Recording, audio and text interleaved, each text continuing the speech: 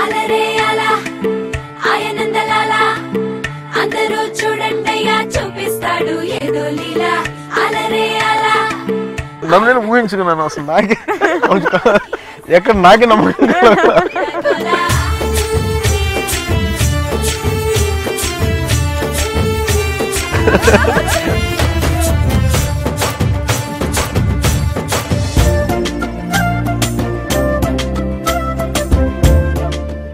నమస్కారం ప్రేక్షకులందరికీ సంక్రాంతి పండుగ శుభాకాంక్షలు. పండగ అనగానే ఇంచక్కగా పొద్దున్నే లేచి శుభ్రం పడిచి దాని తర్వాత ముగ్గులు అవి పెట్టి గొబ్బెమ్మలు పెట్టి భోగి పళ్ళన్నీ వేసుకుని గుడికి వెళ్తాను దర్శనానికి. అలాగే అచ్చం మేము కూడా మీలాగే చేసి నేను మధుశాలిని అండ్ ప్రశాంతి ముగ్గురం కలిసి ఈ దేవుడి దర్శనానికి వచ్చాము. నమస్కారం అండి.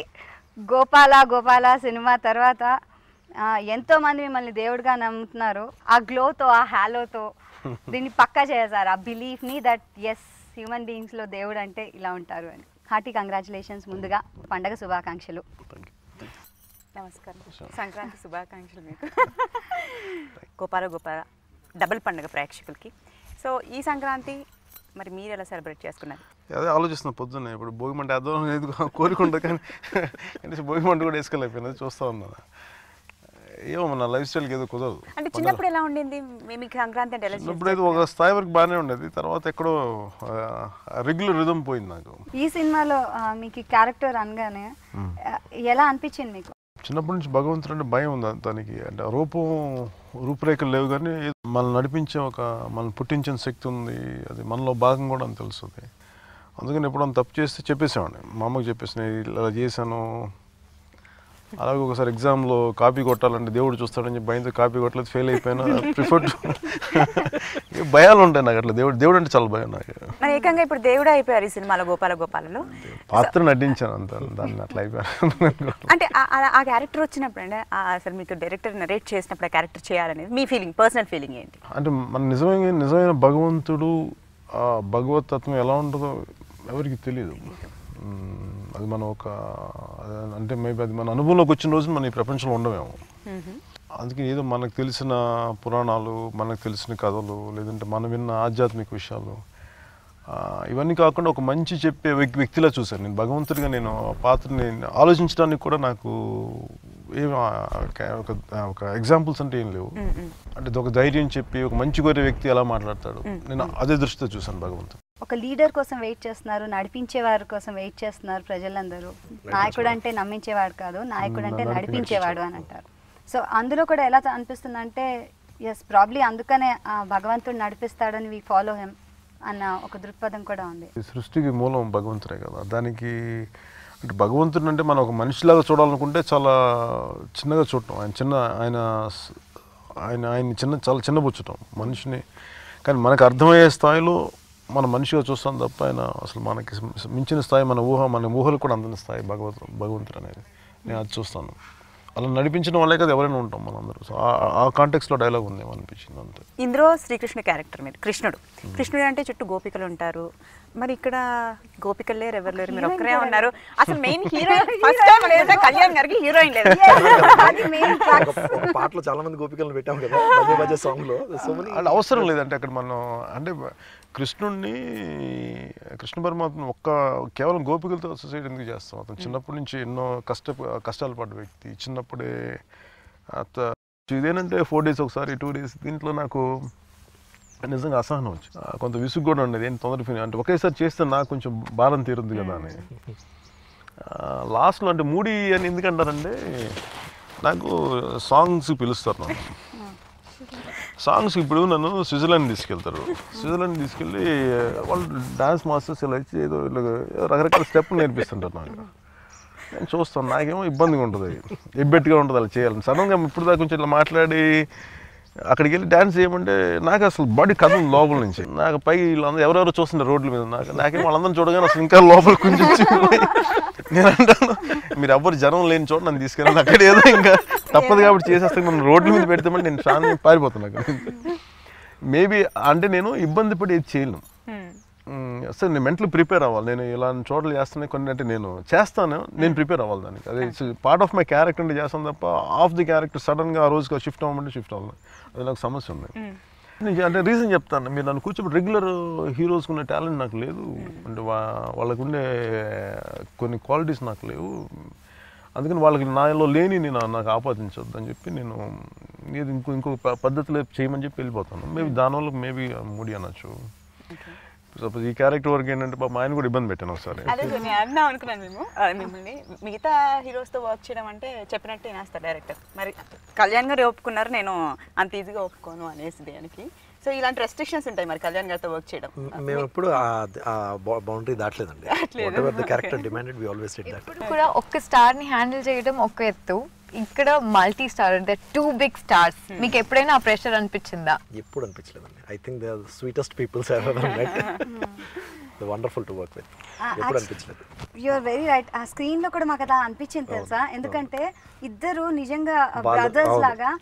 అండ్ వెంకటేష్ గారు's work was also very commendable.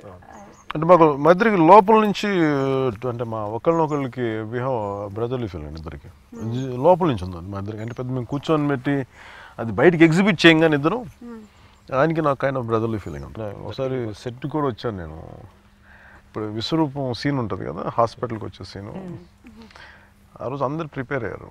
సెట్లోకి రాగానే నాకు లోపల ఖాళీగా ఉంది.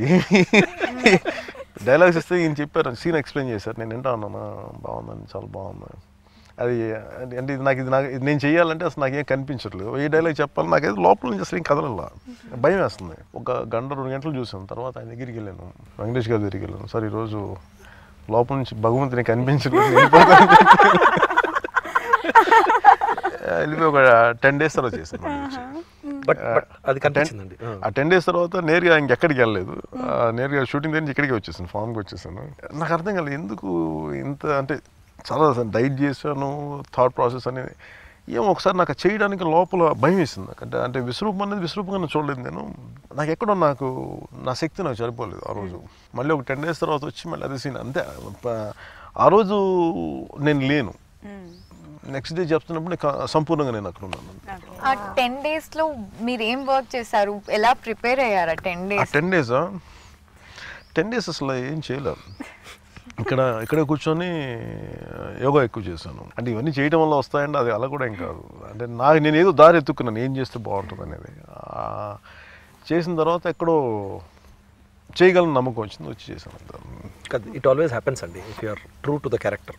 At least a character like this, ఓ జెన్యూన్ క్యారెక్టర్ ప్లే చేస్తున్నాం, దేవుని క్యారెక్టర్ ప్లే చేస్తున్నాం అంటే if you are really true to it. Like what I have seen in him is right from his diet to his behaviour to his being close to the nature, ఇదంతా reflection కనిపించిందండి.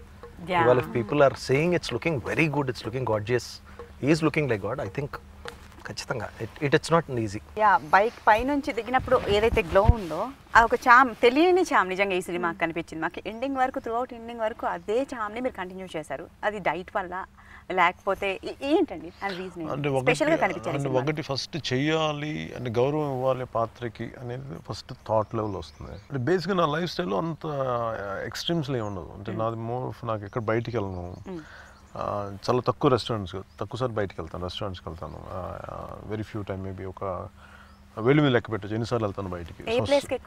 ఇక్కడే ఎక్కడ తిరుగుతాను, always trying to know ఎక్కడి నుంచి వెళ్తారు, ఏ రెస్టారెంట్కి వెళ్తారు. స్పెషల్లీ మహిళా అభిమానులు ఎక్కువ ఉన్నారు, వంద ట్రాఫిక్ జామ్ అయిపోతుంది రూట్ చెప్తే. ఓకే ఫైన్ సార్, మీ ఫుడ్ గురించి నా బేసిక్గా తక్కువ అలాంటి ఏదైనా అభిప్రాయం చెప్తాను తప్ప, ఎస్పెషల్లీ ఇది చేసేటప్పుడు ఏమనిపించిందంటే నాకు ఇంకా మిగతా అన్ని తీసాను, అంటే ఎక్స్ట్రా థాట్స్ ఏమైనా ఉంటే అన్నీ తీసాను. తర్వాత డైట్ ఒకటి బాగా అంటే నియంత్రించుకోవడానికి ఆలోచన, తర్వాత అండ్ యోగా అండ్ పిలాటిస్ పురాణ శ్రవణం అంటే పురాణాలు వినటం, ఆలోచనలు వేరే వాటి వైపు మళ్ళకుండా ఎంతసేపు భగవంతుడికి సంబంధించిన విషయాలు వాటి చుట్టే ఆలోచనలు పెట్టాను. పాటలు విన్నా కానీ భగవంతుడికి సంబంధించిన పాటలు అది నేను చేస్తున్నాను. స్పెషల్లీ సినిమా కోసమా? నేను బేసిక్గా వినేది కొంచెం బాగానే వింటాను భగవంతుడి, దీనికోసం ఇంకేం మిగతాయి కట్ చేశాను, మిగతా కొంచెం ఇన్నేమన్నా అవి తీసేసాను, ఓన్లీ భగవంతుడికి సంబంధించినవి విన్నాను అంతే. అందుకనే బాగా అనిపించారండి. అంటే ఏం లేదంటే మనకు తెలియదు కదా భగవంతుడికి సంబంధించింది ఎలా ఉంటాడు అంటే సాధ్యమైన మేరకు థాట్ వేరే వాటి వైపు దృష్టి మళ్ళకుండా చేసే ప్రయత్నం అంతే. అంటే ఇవన్నీ వాళ్ళు వస్తాయా అంటే నాకు తెలియదు, కానీ అట్లీస్ట్ నా ప్రయత్నం నేను చేశాను. నేను మీకు ఒకటి చెప్పాలి, మా ఫ్రెండ్స్ అందరూ మూవీకి వెళ్ళినప్పుడు ఇద్దరు అమ్మాయిలు ఎవరో మాట్లాడుకుంటున్నారంట, what Pawan Kalyan is playing a god, he's already a god, no he's again playing a god, so it definitely work. So అంటే సినిమా అయిపోయిన తర్వాత ట్రాన్స్ లో నుంచి బయటికి వచ్చేసారండి? ఎలా షార్ట్ అయిపోయి వచ్చేస్తాను. అందరూ అంటారు కదా అని చెప్పి నేను సీరియస్గా తీసుకుంటాను. అంటే ఇంతమంది ఫ్యాన్స్ ఉన్నారు, ఇంతమంది lot of pressure on you, అది నిజంగా మిమ్మల్ని ఎఫెక్ట్ చేస్తుందండి? నేర్చుకుంది నా వల్ల అని కాదు. నేను అన్నయ్య గారిని నేను ఎప్పుడు పెద్ద యాక్టర్ అనుకున్నాను. ఎందుకు అనుకున్నా అంటే నేను ఎప్పుడు అసలు నేను యాక్టర్ అవుతాను అనుకోలేదు. నేను అన్నయ్య గారిని చూశాను యాక్టర్గా, హీరోగా ఆయన్నే చూశాను. సో ఆయనకి అభిమానులు ఉండడం చూశాను తప్ప నాకు ఎప్పుడు దృష్టి నాకు అంటే నన్ను నేను చాలా తక్కువ స్థాయిలో పెట్టుకుంటాను. బేసిక్గా నాకు అసలు లోపల నాకు అనిపించదు. ఒక మేబీ ఫ్యూ ఫిల్మ్స్ హిట్ అయిన తర్వాత మేబీ ఫ్యాన్ ఎక్కువ మంది నేను ఇష్టపడ్డా, కానీ ఒకవేళ మనసులో అది రానివ్వకుండా భగవంతుడు ఏం చేసిన వెంటనే ఒక ఫ్లాప్ ఇవ్వగా నాకు చాలా సంతోషం కలిగింది. సో నాకు అందరు లెవెల్ అయిపోయింది. సో నాకు ఈరోజు మెచ్చుకున్నా రేపు తిట్టినా కానీ సర్లే రేపు ఈరోజు మెచ్చుకుని రేపు తిడతారులే మళ్ళీ చెప్పి కామగా థాట్ లెవెల్ అసలు నేను దేన్ని సీరియస్గా తీసుకున్నాను. ఫిల్మ్ ఇండస్ట్రీలో జనరేషన్స్ గురించి అంటే మా నాన్నగారిది సో అబ్బాయిది ఆర్ నెక్స్ట్ గ్రాండ్ సన్ కూడా అదే అవుతాడు యాక్టర్ అయితే, సో ఎవరో ఫ్యామిలీస్ వాళ్ళు ఇండస్ట్రీలో ఉన్నారు. సో అలా ఫ్యామిలీస్ ఉన్న వాళ్ళు ఎక్కువ మంది ఇండస్ట్రీలో ఉన్నారు. ఇది ఎలాంటి ఎఫెక్ట్ ఇస్తుంది అంటారు? హౌ డస్ అది నిజంగా వర్కౌట్ అవుతుందండి? నిజంగా అంటే తరాలు ఉన్నారు కాబట్టి వాళ్ళ వెనక బ్యాక్గ్రౌండ్ ఉంది కాబట్టి ఇండస్ట్రీలో నిలదొక్కుంటున్నారు, బయట వాళ్ళకి అవకాశాలు లేవు అని అంటూ ఉంటారు. సో ఇది ఎంతవరకు కరెక్ట్ అంటారు మీరు? అంటే ఇండియాలో బిగ్గెస్ట్ స్టార్ షారుఖ్ ఖాన్. షారుఖ్ ఖాన్ ఎక్కడి నుంచి వచ్చాడు? He doesn't have any family base. అంటే ఒక్కళ్ళకి సాధించాలి అని పట్టుదల ఉంటే, ఇప్పుడు చిరంజీవి గారు వచ్చారు. చిరంజీవి గారు వచ్చేవరకు మాకు మా ఇంట్లో ఎవరున్నారు? ఆయన ఒక్కనే ఉన్నారు. అలాగే నాగేశ్వరరావు గారు కానీ రామారావు గారు కానీ వచ్చినప్పుడు వాళ్ళు ఇండివిజువల్ వాళ్ళు వచ్చారు. అట్లాగే అప్పుడు పాసిబిలిటీ అయింది, ఇప్పుడు పాసిబిలిటీ అవ్వదని అంటే ఎందుకు గ్యారెంటీ ఎందుకు జరుగుతుంది? అండ్ రీసెంట్ ఎగ్జాంపుల్ ఈ షారుఖ్ ఖాన్. తమిళ్లో చాలామంది పెద్ద హీరోస్ వాళ్ళకి ఎవరికి బ్యాక్గ్రౌండ్ లేదు, ఇంక్లూడింగ్ అజిత్.